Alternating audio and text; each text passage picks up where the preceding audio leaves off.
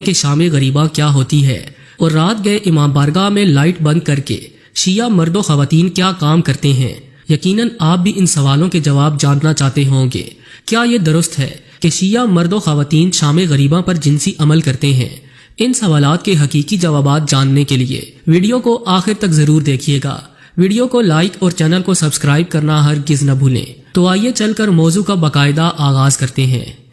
دوستو، محرم الحرام قریب آتے ہی اس قسم کے سوالات سننے کو ملتے ہیں کہ جن سے انسان حیران رہ جاتا ہے۔ انہی میں سے ایک سوال یہ ہے کہ شام غریبہ کیا ہوتی ہے؟ اکثر افراد شام غریبہ کے حوالے سے شرمناک گفتگو کرتے بھی دیکھے گئے، جس کو سن کر بیشتر لوگ شیعہ حضرات کو برا بھلا کہتے ہیں۔ ایک روایت یہ عام کی گئی کہ شام غریبہ میں شیعہ عقیدے سے تعلق رکھنے والے مرد و خواتین امام بارگاہ میں جمع ہوتے ہیں اور مرکزی گیٹ کو تالا لگا دیا جاتا ہے۔ پھر ایک ذاکر آ کر کچھ پڑھتا ہے، آخر میں لائٹس بجھا دی جاتی ہیں، جس کے بعد مرد و زن جنسی عمل کرتے ہیں۔ اس عمل کے نتیجے میں پیدا ہونے والے بچے کو ذاکر بنایا جاتا ہے۔ کیا یہ سب کچھ درست ہے؟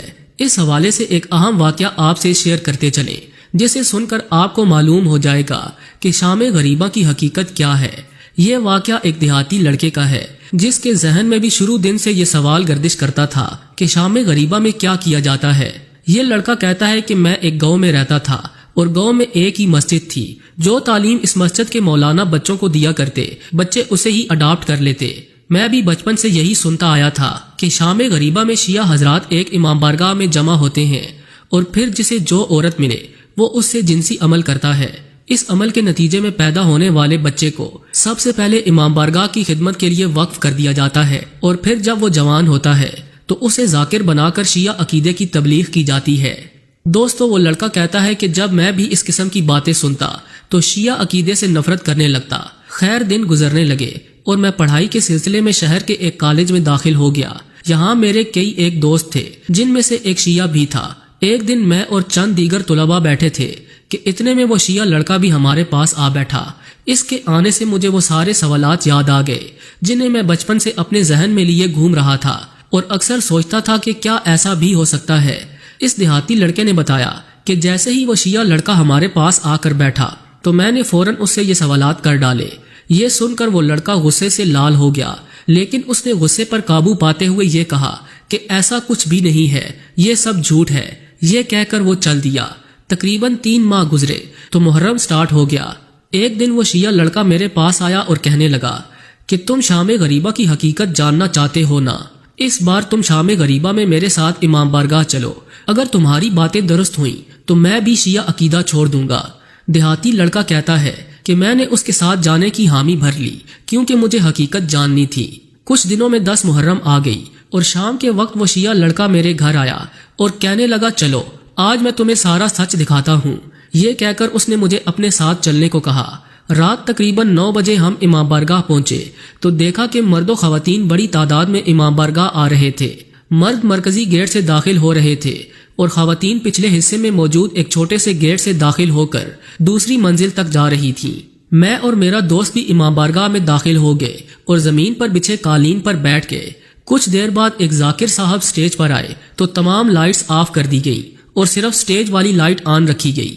آتے ہی ذاکر صاحب نے کہا انا للہ و انا الیہ راجعون۔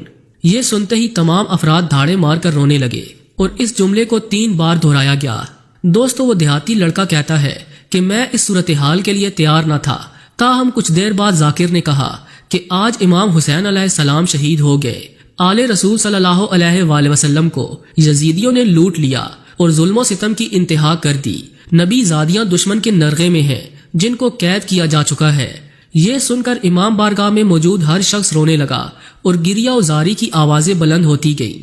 اپنی آپ بیتی بتانے والے اس دیہاتی لڑکے نے بتایا کہ اس ذاکر کا ہر جملہ میرے سینے میں خنجر کی طرح پیوست ہو رہا تھا اور مجھے معلوم ہی نہیں پڑا کہ کب میری آنکھوں سے بھی آنسو جاری ہو گئے۔ ذاکر کہہ رہا تھا آج صبح ماؤں کے پاس بیٹے تھے، مگر اب شام غریبہ ہے اور اب وہ بیٹے نہیں رہے۔ دیہاتی لڑکا کہتا ہے کہ میرے رونے کے ساتھ ساتھ ہچکیاں بھی بن گئیں۔ اتنے میں میرے شیعہ دوست نے گلے لگ کر کہا یہ ہوتی ہے شام غریبہ۔ یعنی اس بات میں کوئی صداقت نہیں کہ شام غریبہ کو شیعہ حضرات امام بارگاہ میں غلط کاری کرتے ہیں۔ یہ بات تفرقہ پھیلانے والوں اور لوگوں کو اسلام سے دور لے جانے والوں کی جانب سے کی گئی۔ کیونکہ شیعہ حضرات امام بارگاہ کو مسجد یعنی اللہ کے گھر کا درجہ دیتے ہیں، اور بھلا کیسے کوئی مسلمان مسجد کے اندر ایسے کام سر انجام دے سکتا ہے۔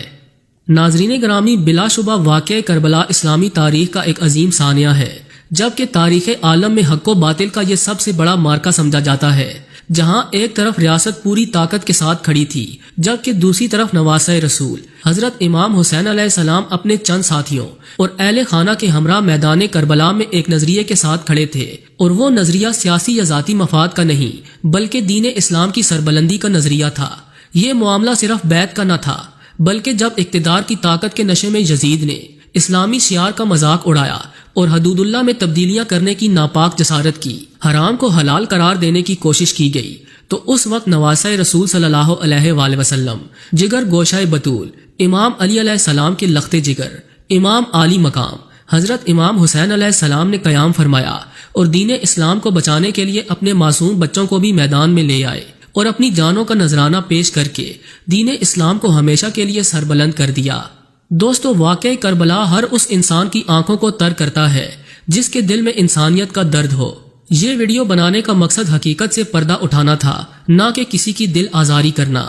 بے شک ہمارا مذہب اسلام ہے اور ہم آپس میں بھائی بھائی ہیں، اس لیے ہماری آپ سے بھی گزارش ہے کہ شیعہ سنی یا کسی فرقے میں بٹنے کی بجائے ایک اچھا مسلمان بنے اور دین اسلام کی صحیح معنوں میں پیروی کریں۔ جی تو دوستو، یہ تھی آج کی ویڈیو کیسی لگی کمنٹ کر کے ہمیں ضرور آگاہ کیجیے گا۔ اگر ویڈیو اچھی لگی ہو تو اسے لائک کرتے ہوئے اپنے دوستوں سے شیئر کرنا ہرگز نہ بھولے۔ ایسی ہی مزید ویڈیوز دیکھنے کے لیے ہمارے چینل کو سبسکرائب بھی کر لیجئے۔ آج کے لیے بس اتنا ہی، ملتے ہیں کسی